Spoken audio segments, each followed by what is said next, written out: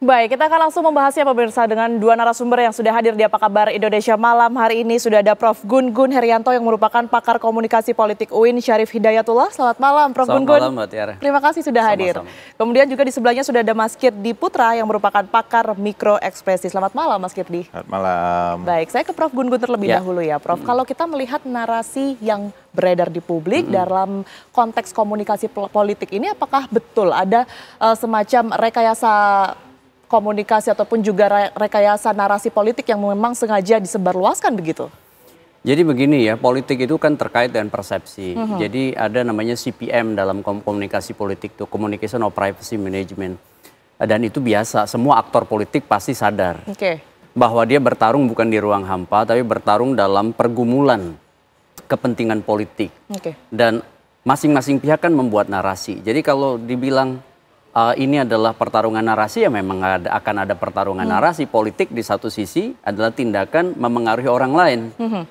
Kalau kemudian apakah ada agenda besar, nah ini strateginya namanya equivocal communications. Apa yang dilakukan oleh Pak Jokowi barusan itu adalah satu strategi diplomasi.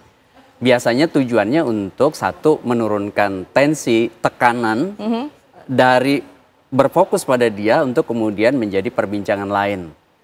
Kan berarti kan Pak Jokowi sedang mention nih ada satu agenda besar, sehingga kemudian publik mencari-cari tahu agenda besar apa dan siapa yang kemudian berada di agenda besar itu. Ini kan menjadi semacam mekanisme pertahanan diri dari seorang Pak Jokowi yang mungkin 2,5 tahun lebih itu diterpa isu ijazah palsu ini. Sehingga dari sisi komunikasi politik Pak Jokowi juga mencoba untuk membuat semacam narasi. Ada agenda besar gitu kan. Nah sekarang kan tidak diperjelas juga agenda besarnya apa dan kemudian kepentingan politik siapa saja. Dibikin ngambang, itu nampak bahwa ada manajemen ketidaknyamanan dan ketidakpastian.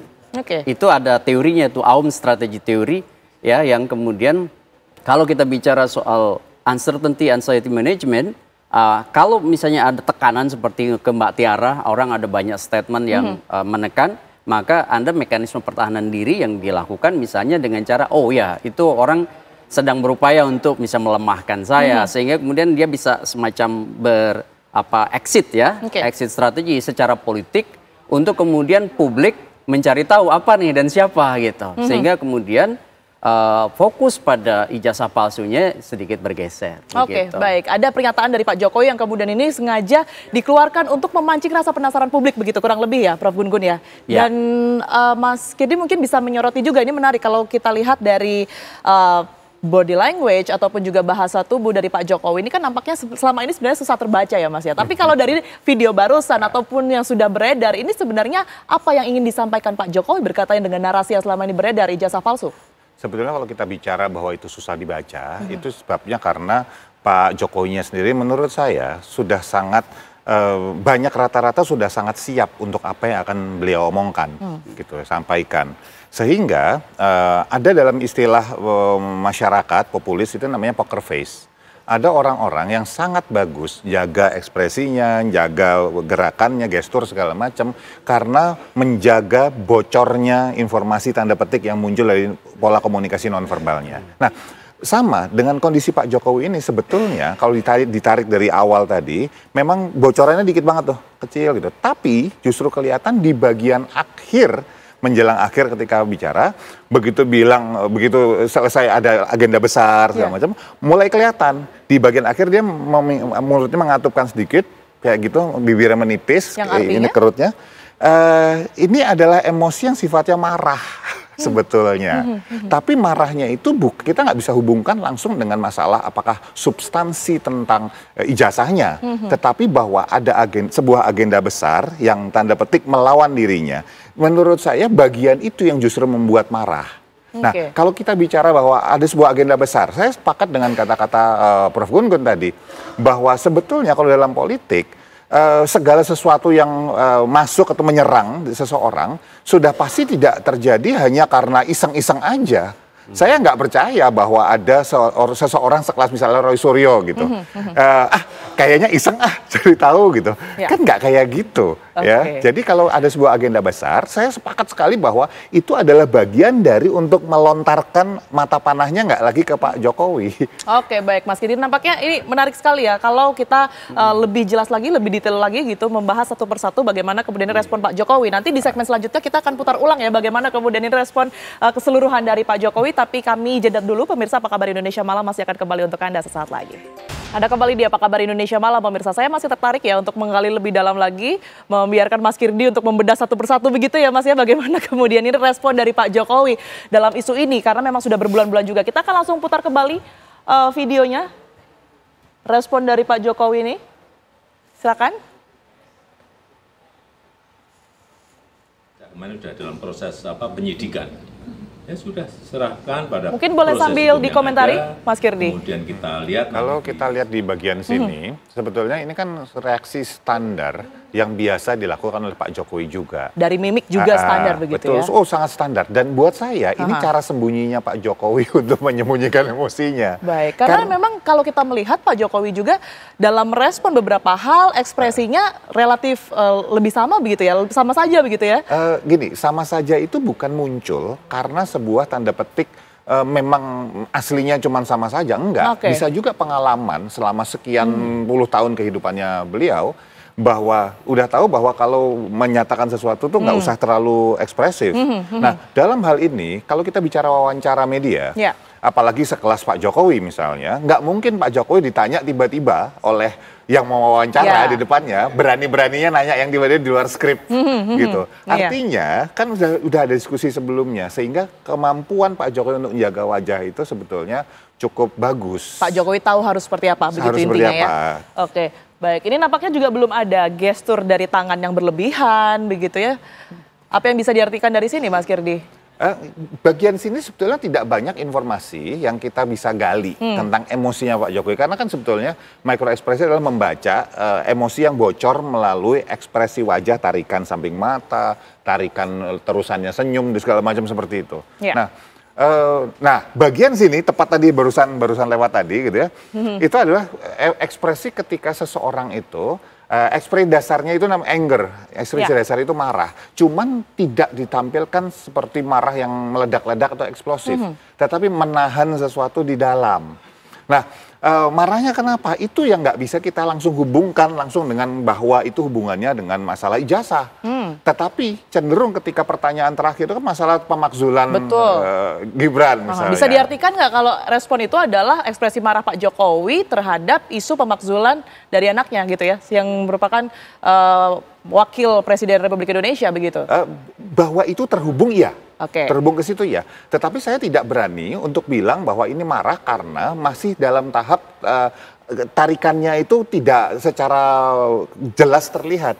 Lebih cenderung kesel, marah tapi dengan intensitas yang tidak terlalu tinggi. Skala 1 sampai 5 ini 3 lah. Nggak sampai 2 sampai 3 gitu, nggak sampai 5, kurang lebih seperti itu. Baik. Prof Gun-Gun, kalau kita melihat dalam konteks komunikasi politik, respon yang demikian ini dampaknya akan seperti apa ya kira-kira ke depannya? Karena kita juga belum tahu nih sampai kapan kira-kira kasus ini akan bergulir. Menurut saya dampaknya itu pada upaya Pak Jokowi kan mengaruhi halayak ya lewat loker kognisi istilahnya. Jadi bagaimana kemudian mengisi loker kognisi publik lewat informasi yang diharapkan jadi top of mind mereka. Berarti dampaknya adalah pada knowledge yang dimiliki oleh halayak. Nah, tapi menurut saya karena informasinya sangat-sangat sedikit, maka itu lebih tidak ditunjukkan dampaknya pada publik. Tapi lebih, publik dalam arti umum ya, tapi lebih pada permainan psychological war dengan elit. Bisa dipahami nggak ya? Maksud saya Mbak Tiara, ketika misalnya saya menyampaikan pernyataan itu seperti ke masyarakat pada umumnya, tapi sebenarnya yang saya bidik itu adalah lingkar elit tertentu gitu. Tapi karena Pak Jokowi biasa menggunakan tadi CPM tadi ya, manajemen privasi komunikasi tadi, dia tidak akan mengeksplisitkan nama, tidak akan mengeksplisitkan kelompok. Cuman dia berupaya untuk menurut saya bermain ya komunikasi yang sifatnya jauh lebih punya muatan cywar.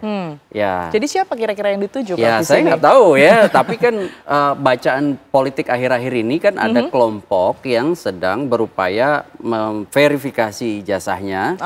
Kemudian ada juga mantan-mantan atau purnawirawan TNI yang sedang memainkan peran politiknya lewat DPR begitu. Dalam konteks ini adalah rencana pemakzulan Gibran. Dan ketika misalnya wartawan bertanya tadi kan ada semacam jembatan emosi tadi Mas Kirdi disampaikan. Jembatan antara persoalan yang sekarang sedang dialaminya yaitu tekanan terkait dengan ijazah palsu dengan kasus yang sekarang bergulir politik ya bukan hukum di DPR karena belum resmi menjadi sebuah usulan yang kemudian dibahas dan kemudian diketuk menjadi salah satu agenda di DPR. Nah tentu ini harus dibaca juga dalam landscape politik nasional. Jadi dua isu ini sebenarnya isu yang sekarang sedang berada dalam perankingan isu oleh halayak. Kan ingat gak? Salah satu semacam pola Mas Kirdi dalam komunikasi politik itu pada saat media meranking satu isu, maka isu itu berpotensi di ranking sebagai isu penting oleh halayak. Nah, apalagi kalau kemudian sekarang banyak juga sumber-sumber informasi non media mainstream seperti media sosial yang cepat sekali kemudian bisa melakukan diseminasi informasi. Nah, posisi ini menurut saya akan berdampak pada persepsi halayak. Kalau ditanya misalnya apa dampak dari pernyataan Pak Jokowi tadi? Ya dampaknya adalah diskursus publik. Diskursus publik. Tapi kalau kita spesifik berbicara mengenai 2029 memang betul masih lama begitu. Apa tapi pengaruh yang mungkin bisa ditimbulkan ya Prof ya dari timing dan juga framing yang saat ini terjadi dibentuk kemudian terjadi secara terus-menerus begitu? Menurut saya ada prakondisi hari ini dan tidak langsung terhubung sebenarnya dengan 2029. Maksud saya prakondisi hari ini itu apa? Ada dua. Pertama adalah mekanisme pertahanan diri Pak Jokowi sendiri. Yang kedua, bagaimanapun Gibran itu politik asosiatifnya kan dengan Pak Jokowi. Sehingga dua isu ini pasti dua isu yang sekarang sedang dilakukan namanya istilahnya apa ya? Instrumental conditioning. Pengondisian instrumental lewat satu tentu jaring-jaring politiknya seperti para relawan yang masih juga di macam-macam media memberikan semacam klaim-klaim yang khas dari apa yang kemudian dipersepsikan bahkan dinarasikan oleh Pak Jokowi. Misalnya lewat projo, lewat joman, lewat macam-macam tuh. Ini kan prakondisi dalam konteks pertarungan narasi kan. Nah yang kedua hubungannya tadi dengan Gibran karena Gibran ini kan bukan hanya wapres hari ini.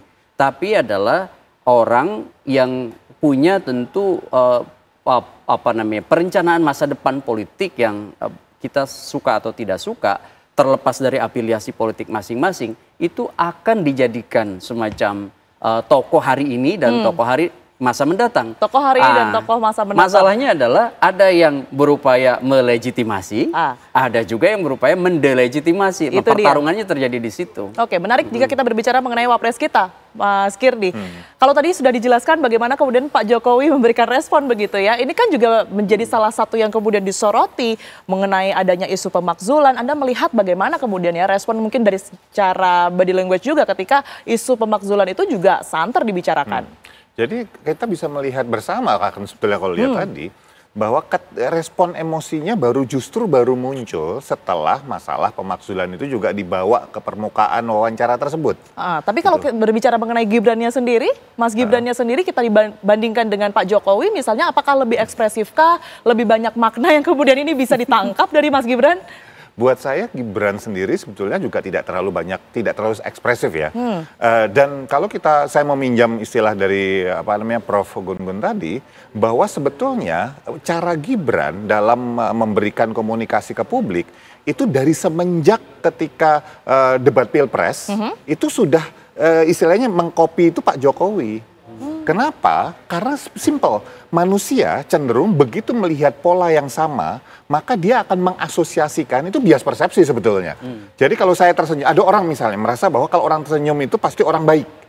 maka ya halo effect gitu ya. Jadi kalau misalnya saya senyum pada orang tersebut, dia akan merasa bahwa oh ini orang baik. Maka sistem pertahanan dirinya terhadap saya, ditipu saya jadi rendah.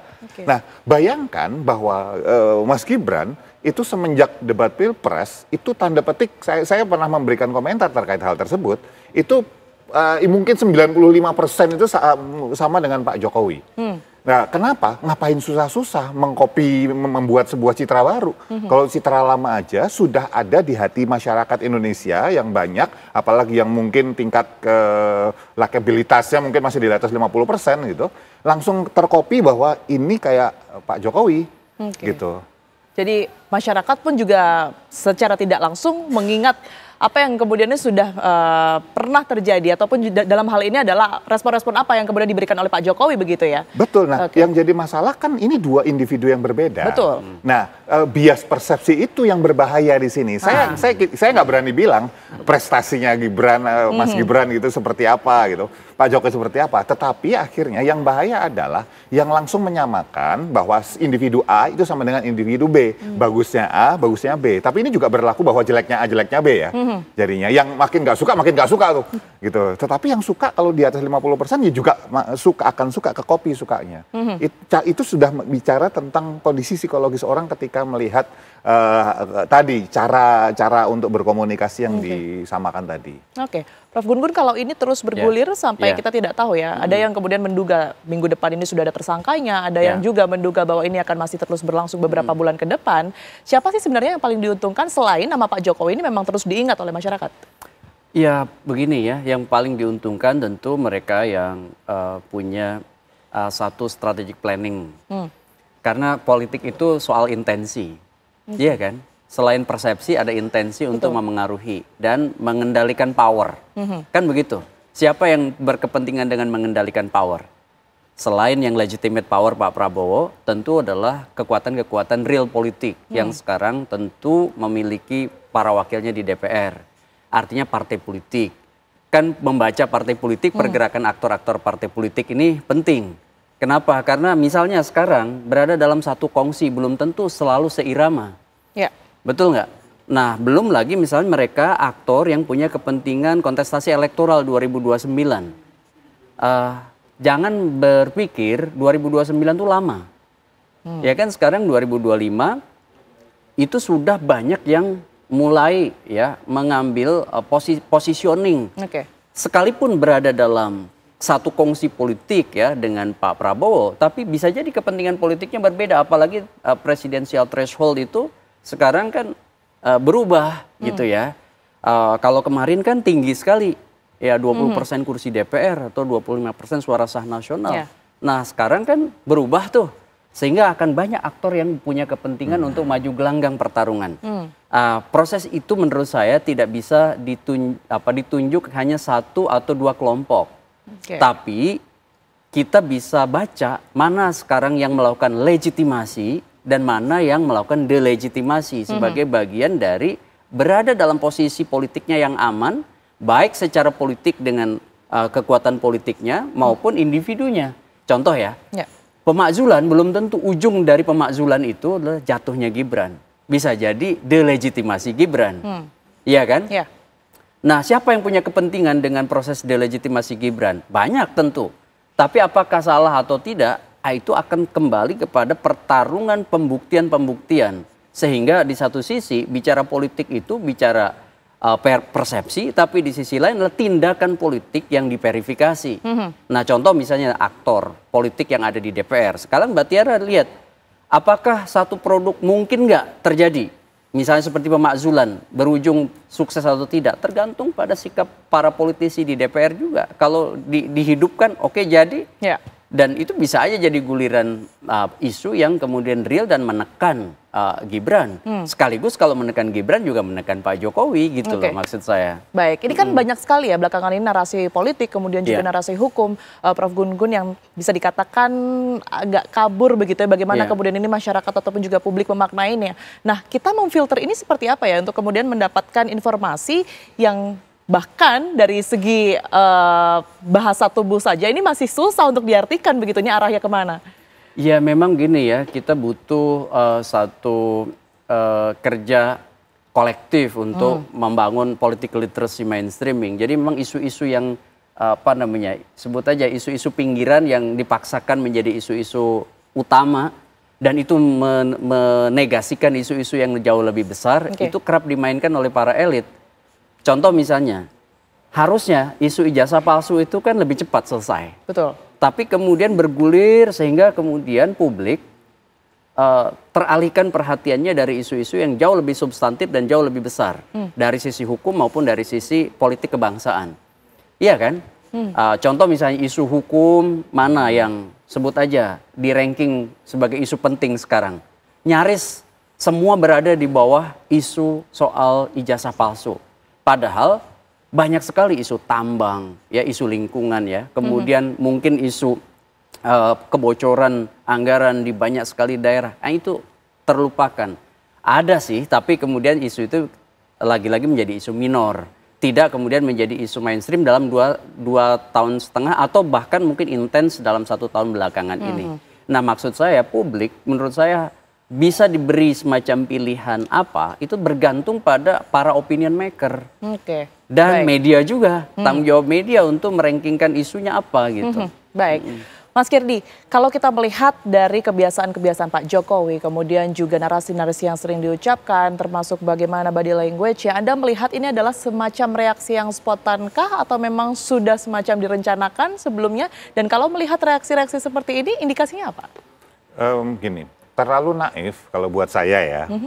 Kita menganggap bahwa apa yang ditampilkan Pak Jokowi itu sebuah reaksi yang spontan.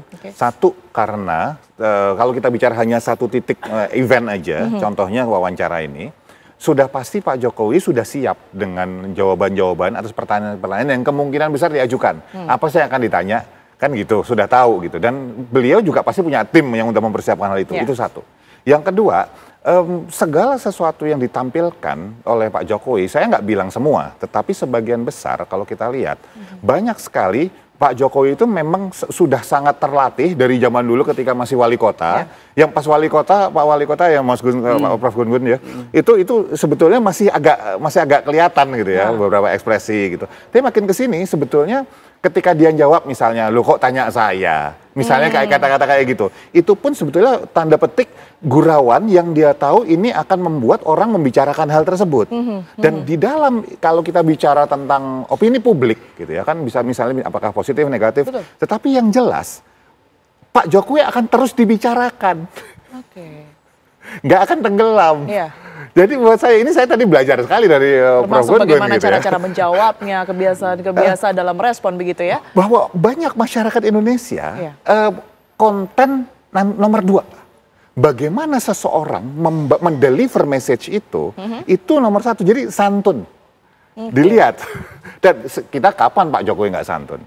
Ya, jadi Pak Jokowi sudah menang satu bahwa beliau menjawab tidak dengan kasar misalnya, dengan kata-kata yang misalnya terlalu lugas misalnya.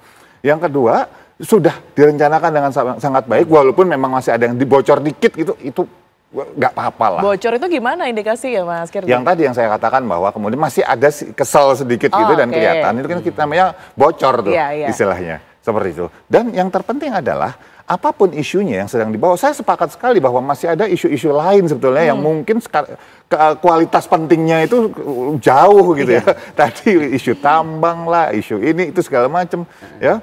Itu yang sebetulnya kok justru itu nggak muncul ya gitu. Justru yang muncul yang bagian sini. Pertanyaannya adalah dengan isu yang tanda petik sebetulnya minor ya, masalah delegitimasi segala macam itu iya berikutnya gitu. Tapi nama Pak Jokowi akan terbawa terus di panggung yang menuju ke tahun apakah 2029 segala macam, mengawal siapapun yang dikawal nanti kan seperti itu. Bagi pejabat publik sebenarnya gesture-gesture seperti itu seberapa sulit sih untuk ditutupi begitu? Jadi gini, kalau kita bicara dalam waktu panjang, katakanlah ada sebuah proses investigatif interview atau interogasi.